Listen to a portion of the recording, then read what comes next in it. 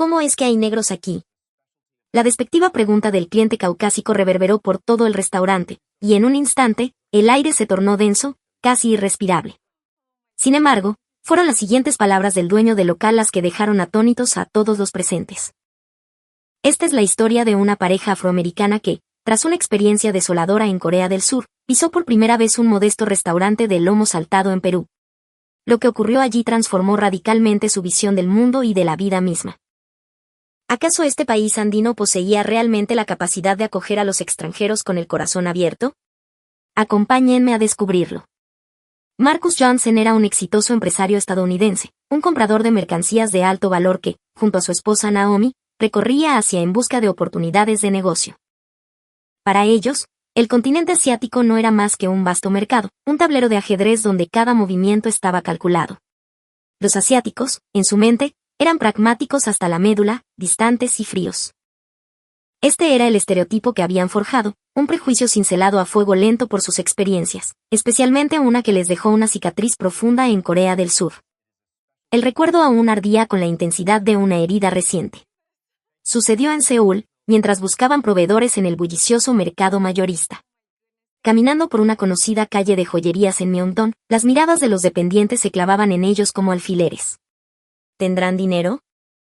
¿Qué miedo dan los negros? Los susurros en coreano llegaban a sus oídos como un veneno sutil pero letal. Cuando Marcus, en un inglés impecable, preguntó por un producto, la vendedora le dedicó una mueca de puro desdén. No entiendo inglés, espetó con frialdad, para ser vista minutos después atendiendo con una fluidez pasmosa a una pareja de turistas blancos. Esta humillación se repitió como un eco tortuoso en hoteles y restaurantes. Se sentían como fantasmas, invisibles para la cortesía pero plenamente visibles para el desprecio. Corea del Sur, con su impresionante crecimiento económico anual del 3.1%, se erigía como la 12ª economía mundial, un titán de la modernidad. Sin embargo, Marcus y Naomi sintieron en carne propia que su pujanza económica era inversamente proporcional a su calidez humana. Según una encuesta internacional sobre progreso social, la aceptación de extranjeros en Corea del Sur ocupaba el puesto 123 de 139 países, una de las cifras más bajas entre las naciones desarrolladas. Ya he tenido suficiente de Asia, pensó Marcus con una amargura que le recorría el alma. Pero el trabajo era el trabajo, y su próximo destino ineludible era Perú. Será más de lo mismo, ¿no crees?, comentó Naomi, con una expresión de resignación pintada en el rostro. La desconfianza hacia el continente se había anquilosado en sus corazones, convirtiéndose en una armadura. Aún así, arrastrando la pesada carga de sus prejuicios, aterrizaron en el Aeropuerto Internacional Jorge Chávez de Lima. Lo que no podían ni imaginar en ese momento era que el suelo que estaban a punto de pisar, esa tierra de incas y virreyes, estaba destinada a cambiar el curso de sus vidas. Su llegada a Lima fue el primer eslabón de una cadena de sorpresas. El oficial de inmigración del aeropuerto los recibió con una amabilidad que los desarmó. Bienvenidos al Perú, les dijo con una sonrisa que no parecía ensayada, una calidez genuina que jamás habían sentido en el frío y eficiente aeropuerto de Incheon. Marcus, sin embargo, no bajó la guardia. Seguro que es solo una fachada, una cortesía superficial, le susurró a su esposa, aferrado a su cinismo. Pero la experiencia en el hotel de Miraflores comenzó a resquebrajar su coraza. El personal de recepción fue extraordinariamente atento, y el botones que subió su equipaje conversó con ellos con una naturalidad pasmosa, sin prestar la más mínima atención al color de su piel. Al día siguiente, mientras exploraban las calles bohemias del distrito de Barranco en busca de artesanías, Marcus se enfrentó a una situación que desafió toda su lógica empresarial. En una pequeña tienda rebosante de textiles coloridos y plata finamente trabajada, intentó aplicar su habitual estrategia de negociación agresiva, una táctica que le había funcionado a la perfección tanto en Estados Unidos como en Corea. Quería regatear, presionar para conseguir un precio más bajo.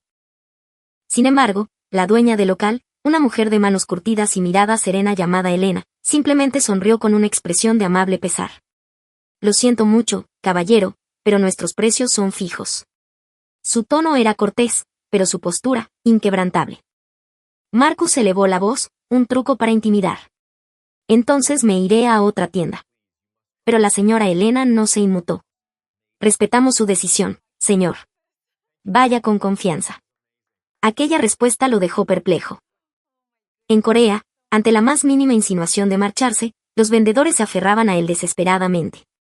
¿Acaso los peruanos no tienen olfato para los negocios?, se preguntó, aunque una extraña sensación comenzó a germinar en su interior. Visitó otras tiendas y el resultado fue el mismo. Nadie cedía en el precio, pero a cambio, cada artesano le ofrecía algo mucho más valioso, una historia. Le explicaban con detalle la calidad de los materiales y el esmero del proceso de creación. Esta pieza de plata fue forjada a mano por un maestro orfebre en Cusco, siguiendo técnicas que han pasado de generación en generación. Este tejido de alpaca bebé fue diseñado inspirándose en los motivos de la cultura Paracas. De las palabras de aquellos vendedores no emanaba un discurso de venta, sino un amor profundo y un orgullo inmenso por su trabajo y su herencia. Al caer la tarde, Márquez tuvo que admitir que la calidad de cada pieza superaba con creces cualquier cosa que hubiera visto en Corea. No había punto de comparación. Los precios, aunque más altos, eran justos, un reflejo del valor intrínseco de cada objeto. Quizás la forma de hacer negocios de los peruanos tiene un porqué, reflexionó. Una pequeña duda, la primera grieta en su muro de prejuicios, comenzó a formarse. Por primera vez, consideró la posibilidad de que su experiencia en Seúl no fuera la única verdad. Al día siguiente, un imprevisto amenazó con arruinar su viaje. Se dieron cuenta de que habían perdido un maletín que contenía muestras de productos y, lo que era peor, bocetos de diseño de un cliente importante en Estados Unidos. El pánico se apoderó de ellos. Acudieron a la recepción del hotel, esperando la misma indiferencia burocrática que habían encontrado en otras partes del mundo. Sin embargo, la reacción del personal fue inmediata y contundente. No se preocupen, haremos todo lo posible por encontrarlo. Y no fueron palabras vacías. Todo el hotel se movilizó por ellos. El personal de limpieza, los guardias de seguridad e incluso el gerente se unieron a la búsqueda. Recordaban con amargura cómo en Corea les habían dicho fríamente que la pérdida de sus pertenencias era su exclusiva responsabilidad. Esta respuesta tan humana los dejó en estado de shock. A pesar del esfuerzo colectivo, el maletín no aparecía. Márquez sentía que la desesperación lo ahogaba. Todo está perdido, pensaba, imaginando la catástrofe profesional que se avecinaba. Justo cuando estaba a punto de rendirse, el gerente del hotel le hizo una propuesta inesperada.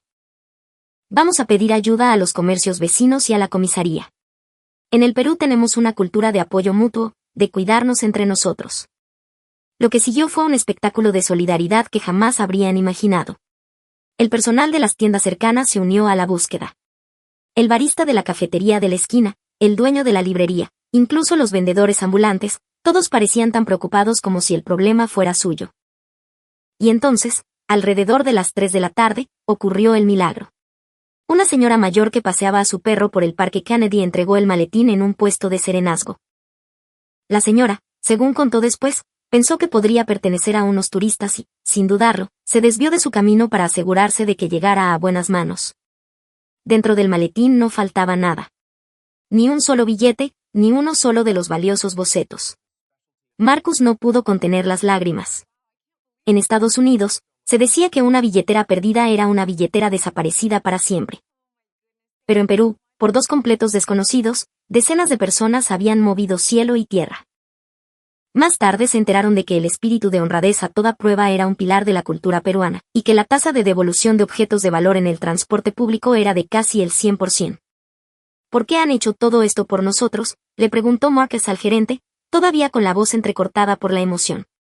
La respuesta del hombre fue de una sencillez abrumadora. Porque ayudar a quien está en problemas es lo natural, es lo que se debe hacer.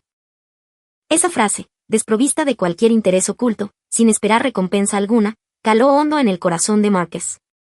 Esa noche, en la habitación del hotel, él y Naomi hablaron largo y tendido. Los peruanos son completamente distintos a los coreanos, dijo ella. Quizás los equivocados éramos nosotros. Ambos comenzaron a reflexionar sobre la superficialidad de sus juicios, sobre cómo habían metido a todo un continente en el mismo saco. La recuperación del maletín dejó a Márquez con una mezcla de gratitud y una punzada en su orgullo. Ser ayudado constantemente lo hacía sentir inútil. En Estados Unidos, él era el hombre de negocios exitoso, el que siempre llevaba las riendas. En Perú, se sentía como un niño al que cuidaban, y eso hería su ego. Ahora me toca a mí hacer algo, se dijo, decidido a devolver de alguna forma toda la amabilidad recibida. Al día siguiente, intentó activamente conectar con los peruanos. Durante el desayuno, se acercó a una camarera. Hablas un inglés excelente, le dijo con su mejor sonrisa. Pero la joven, en lugar de sentirse halagada, se sonrojó y bajó la mirada, visiblemente incómoda. Marcus no sabía que en Perú un cumplido tan directo podía resultar abrumador. Por la tarde, en una de las tiendas de artesanía, intentó regalarle un reloj al dueño, un gesto que en su país era una práctica común para aceitar las relaciones comerciales. Sin embargo, el artesano lo rechazó con una delicadeza exquisita. Su aprecio es más que suficiente, señor. Con eso me quedo. Más tarde comprendió que aceptar un regalo tan costoso podía generar una sensación de deuda o presión. Al atardecer, en un concurrido cruce de calles en Miraflores, vio a unos turistas que parecían perdidos. Yo los guío, pensó, y se acercó con entusiasmo. Pero para cuando llegó, los turistas ya estaban rodeados por un grupo de peruanos que, con un inglés limitado y un lenguaje de señas universal, se desvivían por indicarles el camino correcto. Simplemente, no había espacio para que él interviniera. ¿Por qué los peruanos son tan increíblemente atentos?, se preguntó, sintiendo una creciente frustración. Siempre que quería ofrecer su ayuda, alguien ya se le había adelantado. Esa noche, Naomi notó la extraña actitud de su esposo. ¿Qué te pasa, Marcus? No he hecho nada, confesó él. Todos son amables, pero nadie me pide nada a cambio. Y eso, extrañamente, me hace sentir incómodo. Naomi comprendió su dilema. La impotencia de solo poder recibir, sin la capacidad de dar, era una forma de tormento para un hombre como él. Pero ¿no es eso algo maravilloso?, le dijo ella con ternura. La amabilidad que no espera reciprocidad es la más genuina de todas. Marcus, sin embargo, aún no podía asimilarlo. Estaba demasiado acostumbrado al toma y daca de la cultura estadounidense. Nuestros valores son fundamentalmente diferentes, concluyó, aunque en el fondo de su corazón sentía una secreta admiración por esa forma de ver el mundo que no lograba entender. Un encuentro inesperado en una de las zonas más exclusivas de Lima se convirtió en el catalizador de su cambio de perspectiva. En una lujosa boutique de San Isidro, se toparon con un hombre que encarnaba el arquetipo del millonario estadounidense. Se llamaba Richard Smith y ladraba órdenes a los empleados con una arrogancia desbordante. Este y ese otro. Envuélvanlo todo. El dinero no es problema. Era una escena que Marcus había presenciado 1000 veces en su país.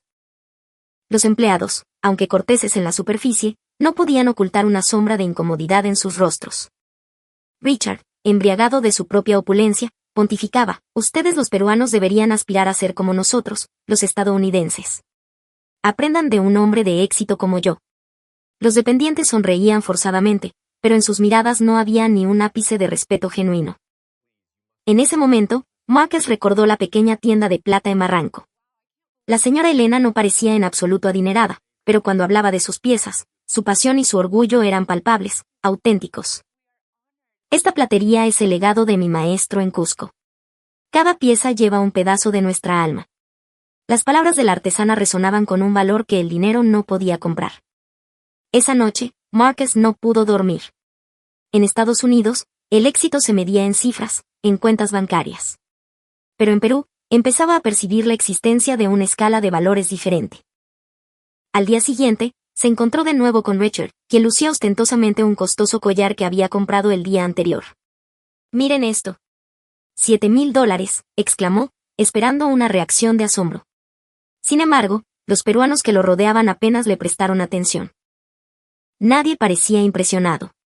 De hecho, su alarde fue percibido como un acto de mal gusto. Fue entonces cuando Marcus lo comprendió. En Perú, la gente no respetaba al dinero por sí mismo, sino a la persona, a su carácter, a su calidad humana. La actitud prepotente de Richard no le ganaba ninguna admiración. En cambio, la humilde señora Elena era objeto de un respeto profundo y sincero por parte de sus clientes. «Es la diferencia entre lo auténtico y lo falso», murmuró para sí mismo. El éxito superficial frente al valor esencial. Cuando comenzó a asimilar esta distinción, su visión del mundo se tambaleó. Quizás los valores estadounidenses no eran la única medida de la verdad. Perú le estaba ofreciendo una nueva forma de mirar, una nueva forma de entender la vida. En su último día en Perú, Marcus y Naomi visitaron un pequeño y concurrido restaurante en el distrito de Lince, un huarique famoso por su lomo saltado. El dueño, el señor Mateo, un hombre de unos 60 años y rostro amable, los recibió en la puerta. «Bienvenidos, pasen adelante», dijo, y su voz estaba impregnada de una hospitalidad que nacía del corazón. Apenas se habían acomodado en su mesa, cuando un hombre caucásico, evidentemente adinerado y vestido con un traje caro, se sentó en la mesa contigua. Mientras Marcus y Naomi examinaban el menú, decidiendo qué pedir, el hombre de al lado exteriorizó su repugnancia de forma flagrante. «¿Cómo es que hay negros aquí?», su voz resonó en el local. La frase siguiente fue aún más cruel: «Es un desperdicio servirles un lomo saltado tan delicioso». Marcus y Naomi se quedaron petrificados. Los desagradables recuerdos de Corea volvieron a inundarlos como una marea tóxica. Pero esta vez no había escapatoria. Los demás comensales también escucharon el comentario y un silencio incómodo se apoderó del lugar. Al hombre blanco no le importó. «Oiga, dueño», continuó, dirigiéndose a la cocina. «¿Por qué no los echa? Seguro que a usted tampoco le gustan». En ese preciso instante, el señor Mateo salió de la cocina y se plantó en medio del salón. Marcus y Naomi se prepararon para lo peor. El miedo a que el dueño se uniera al insulto, a que la humillación fuera completa, les heló la sangre. Pero lo que el señor Mateo dijo a continuación superó todas sus expectativas. «Disculpe, señor, pero le voy a pedir que se retire», dijo, dirigiéndose al cliente blanco con una firmeza inusitada. «En este local no discriminamos a nadie por su raza o su nacionalidad. No queremos clientes con su forma de pensar». El hombre blanco se quedó boquiabierto. «¿Qué dice? Soy un cliente que paga bien. Mi valor debería ser mayor que el de estos». Pero el señor Mateo no retrocedió ni un centímetro. «Esto no es un problema de dinero, es un problema de calidad humana, de dignidad». En ese momento, los otros clientes del restaurante comenzaron a aplaudir y a manifestar su apoyo. «Así se habla, Mateo», gritó un hombre. «No podemos tolerar el racismo», añadió una mujer. El hombre blanco, completamente aislado y abochornado, no tuvo más remedio que levantarse y marcharse. El señor Mateo se acercó a la mesa de Marcus y Naomi. «Les pido 1000 disculpas por el mal rato que han pasado», dijo con sincera aflicción. Y luego, mirándolos a los ojos, añadió: «Los clientes son todos iguales. La nacionalidad o el color de la piel no importan. Ustedes han venido hasta aquí para disfrutar de nuestro lomo saltado, y por eso, son clientes valiosísimos para nosotros». Marcus y Naomi ya no pudieron contener las lágrimas. Jamás en sus vidas habían sido defendidos de esa manera. El acto del señor Mateo iba más allá de la lógica empresarial. Había renunciado al beneficio económico que representaba el cliente rico, eligiendo en su lugar la justicia y la decencia. «¿Esto es la hospitalidad peruana?», preguntó Naomi con la voz temblorosa. El señor Mateo sonrió. «Yo solo hice lo que cualquier ser humano decente debe hacer». El lomo saltado que comieron ese día fue el más delicioso de sus vidas. No solo satisfizo su paladar, sino que alimentó sus almas. Al día siguiente, mientras se preparaban para regresar a casa, Marcus y Naomi reflexionaron sobre su estancia en Perú. «Hemos sido unos necios», dijo Marcus con un arrepentimiento que le nacía de las entrañas. «Juzgamos a todo un continente por una mala experiencia, nos aferramos a nuestros prejuicios». Naomi sentía lo mismo. La amabilidad de los peruanos no es una fachada. Es una generosidad que brota del corazón. Comenzaron a cuestionar sus propios valores. En Estados Unidos, la eficiencia y el beneficio eran las prioridades absolutas. En Perú, las relaciones humanas y la confianza parecían tener un valor superior. Lo que yo consideraba ineficiente, comprendió Marcus, era en realidad una inversión a largo plazo para construir confianza. La esmerada atención, la calidad impecable de los productos, todo tenía un sentido. No buscaban el beneficio inmediato, sino establecer lazos duraderos. En el taxi que los llevaba al aeropuerto, el conductor les preguntó: «¿Y qué les pareció el Perú?». «Maravilloso», respondió Marcus con una sinceridad absoluta. «Es un lugar verdaderamente increíble». El conductor sonrió, feliz. «Gracias. Vuelvan pronto, esta es su casa». Al llegar al mostrador de facturación, el personal de la aerolínea los atendió con la misma calidez. Su equipaje cedía ligeramente el peso permitido, pero la empleada lo pasó por alto con una sonrisa. «Por un poquito no pasa nada». Ese pequeño gesto de flexibilidad volvió a reconfortar sus corazones. Esperando en la puerta de embarque, Marcus se volvió hacia Naomi. «Tenemos que cambiar. Cuando volvamos a casa, tenemos que aplicar lo que hemos aprendido aquí. No valorar solo el dinero, sino también el valor de las personas». Naomi asintió con determinación. Nos convertiremos en personas que ayudan a los demás. Tendremos esa amabilidad que no pide nada a cambio. Durante el vuelo de regreso, planificaron su futuro. Su negocio de adquisición de artesanías ya no sería solo una búsqueda de beneficios, sino un puente de intercambio cultural. Querían transmitir a sus clientes en Estados Unidos el alma de los artesanos peruanos, valorar la historia detrás de cada objeto. Al volver a su país, Márquez y Naomi contaron con entusiasmo su experiencia en Perú a sus amigos y familiares. Muchos se sorprendieron de su transformación. Ya no eran la pareja arrogante y egoísta que conocían. Lo aprendimos de los peruanos, explicaban. El verdadero éxito no se mide solo en dinero. La verdadera riqueza es vivir de una manera que te ganes el respeto como ser humano. Las palabras de Márquez conmovieron a muchos de sus amigos. 6 meses después, la pareja regresó a Perú. Esta vez no como turistas, sino como socios, como amigos. Volvieron al restaurante del señor Mateo. Hijos, bienvenidos de nuevo, los recibió él con un abrazo que los hizo sentir como si hubieran vuelto a casa. Queremos ser como usted, le dijo Naomi. El señor Mateo asintió con una profunda sabiduría en su mirada. Claro que pueden. Si el corazón lo desea, todo es posible. A partir de ese día, comenzó una nueva vida para Márquez y Naomi. Con la riqueza de espíritu que descubrieron en el corazón de Perú, siguieron adelante, transformados para siempre.